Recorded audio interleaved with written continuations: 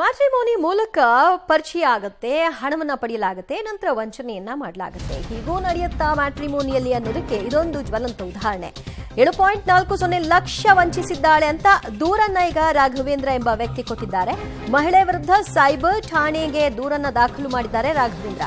ಸದ್ಯ ಜಾಮೀನಿನ ಮೇರೆಗೆ ಹೊರಬಂದಿರುವಂತಹ ಬೆಂಗಳೂರು ಮೂಲದ ಕೋಮಲ ದೂರುದಾರರ ವಿರುದ್ಧ ಈಗ ಆರೋಪಿ ಕೋಮಲ ಸಹ ದೂರನ್ನ ಕೊಟ್ಟಿದ್ದಾಳೆ. ಆಕೆಯ ದೂರಿನಲ್ಲಿ ಏನಿದೆ? ಆತ ಹೇಳ್ತಾ ಇರೋದು 7.40 ಲಕ್ಷ ನನಗೆ ವಂಚನೆ ಮಾಡಿದ್ದಾಳೆ ಅಂತ. ಈ ಸಂಬಂಧಿತವಾಗಿ ದೂರನ್ನ ಕೊಡಲಾಗಿದ್ದು, ಅದಕ್ಕೆ ಪ್ರತಿಯಾಗಿ ಈಕೆ ಸಹ ದೂರನ್ನ ಕೊಟ್ಟಿದ್ದಾಳೆ. ಒಟ್ಟಿನಲ್ಲಿ ಮ್ಯಾಟ್ರಿಮೋನಿ ಯಾವ ರೀತಿಯಾಗಿ ದುರ್ಬಳಕೆ ಆಗಿದೆ ಈ ಕೇಸ್ನಲ್ಲಿ ಅನ್ನೋದು ಸ್ಪಷ್ಟವಾಗಿ ಕಾಣಿಸ್ತಾ ಇದೆ. ಮ್ಯಾಟ್ರಿಮೋನಿ ಹೆಸರಲ್ಲಿ ಮೋಸ ಮಾಡಿಲ್ಲ ಅಂತ ಆಕೆ ಹೇಳ್ತಾ ಇದ್ದಾಳೆ. ನಾನು ಮಧುಸೂದನ್ ಎಂಬಾತನನ್ನ 2ನೇ ಮದುವೆಯಾಗಿದ್ದೀನಿ ಅಂತೆಲ್ಲ ಆಕೆ ಹಲವಾರು ರೀತಿಯ ವಿವರಣೆಗಳನ್ನ ಕೊಟ್ಟಿದ್ದಾಳೆ. ಈ ಬಗ್ಗೆ ಮತ್ತಷ್ಟು ಮಾಹಿತಿ ಪಡೆಯೋಣ ನಮ್ಮ ಪ್ರತಿನಿಧಿ ಮಧುಕೃಷ್ಣದಿಂದ. ಮಧುಕೃಷ್ಣ, ನನಗೆ ಲಾಸ್ ಆಗಿದೆ, ನನ್ನನ್ನು ವಂಚಿಸಿದ್ದಾಳೆ ಅಂತ ಏನು ಆರೋಪ ಮಾಡ್ತಿದ್ದಾನೆ, ಇದಕ್ಕೆ ಪೂರಕವಾದಂತಹ ದಾಖಲೆಗಳನ್ನ, ಸಾಕ್ಷಿಗಳನ್ನ ಆತ ರಾಘವೇಂದ್ರ ಕೊಟ್ಟಿದ್ದಾನ? ಪ್ರತಿಯಾಗಿ ಆಕೆ ಕೊಟ್ಟಿರೋ ದೂರಿನಲ್ಲಿ ಏನಿದೆ?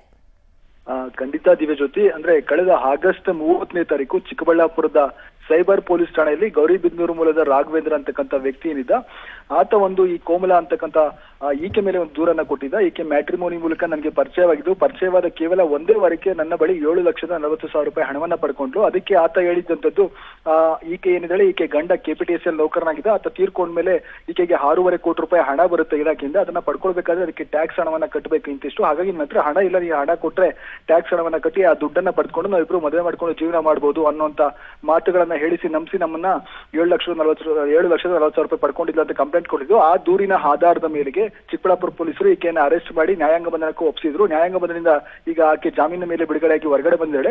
ತದನಂತರ ಈಕೆಯ ಮೇಲೆ ತಾವರೆಕೆರೆ ಮೂಲದ ಮಧುಸೂದನ್ ಎಂಬಾತ ಕೂಡ ದೂರನ ತಾವರೆಕೆರೆ ಪೊಲೀಸ್ ಠಾಣೆಯಲ್ಲಿ, ರಾಮನಗರ ಜಿಲ್ಲೆಯ ತಾವರೆಕೆರೆ ಪೊಲೀಸ್ ಠಾಣೆ ದೂರನ್ನ ಕೊಟ್ಟಿದ್ದ. ಆತ ದೂರಿನಲ್ಲೂ ಕೂಡ ಈಕೆ ನನ್ನನ್ನ ಮದುವೆ ಆಗಿದ್ಲು, 2 ತಿಂಗಳು ಸಂಸಾರವನ್ನ ಮಾಡಿದ್ಲು, ನಮ್ಮನೆಯಲ್ಲಿ 10 ಲಕ್ಷ ರೂಪಾಯಿ ಮೌಲ್ಯದ ಒಡವೆಗಳನ್ನ ಕದ್ಕೊಂಡು ಎಸ್ಕೇಪ್ ಆಗಿದ್ದಾಳೆ ಅಂತಕ್ಕಂಥ ದೂರನ್ನ ಆತ ಮಾಡಿದ್ದ. ಹಾಗಾಗಿ ಈ 2 ದೂರಿನ ಮೇರೆಗೆ ಕಳೆದ ತಿಂಗಳೇ ನಮ್ಮ ಹಲವಷ್ಟು ಮಾಧ್ಯಮಗಳಲ್ಲಿ ಒಂದು ಸುದ್ದಿ ಪ್ರಸಾರ ಆಗಿತ್ತು. ಈಗ ಆಕೆ ಹೇಳ್ತಾ ಇರುವಂತದ್ದು, ಆಕೆ ಒಂದು ಸ್ಪಷ್ಟನೆಯನ್ನು ಕೊಡ್ತಾರೆ. ನಾನು ಮ್ಯಾಟ್ರಿಮೋನಿ ಮೂಲಕ ಪರಿಚಯ ಮಾಡ್ಕೊಂಡು ಯಾರಿಗೂ ಮೋಸ ಮಾಡಿಲ್ಲ, ನನಗೆ ಮಧುಸೂದನ್ ಎಂಬಾತ ನನ್ನ ಮದುವೆ ಮಾಡ್ಕೊಂಡಿದ್ದೆ, ಆತನ ಜೊತೆ ಸಂಸಾರ ಮಾಡ್ಬೇಕು ಅನ್ನೋ ಕಾರಣಕ್ಕೆ ಆತನಿಗೆ ನಾನು ಲಕ್ಷಾಂತರ ರೂಪಾಯಿ ಖರ್ಚನ್ನ ಮಾಡಿ ಮದುವೆ ಮಾಡ್ಕೊಂಡು ಸಂಸಾರವನ್ನ ಮಾಡ್ತಿದ್ದೆ. ಆದ್ರೆ ಆತ ನನ್ನ ಕೆಲಸವನ್ನ ಕಳೆದುಕೊಂಡ್ಮೇಲೆ, ಅಂದ್ರೆ ಗಂಡನ ಕೆಲಸ ಅನುಕಂಪದ ಆಧಾರದ ಮೇಲೆ ಈಕೆಗೆ ಬಂದಿತ್ತು. ಆ ಕೆಲಸದಿಂದ ಈಕೆಯನ್ನ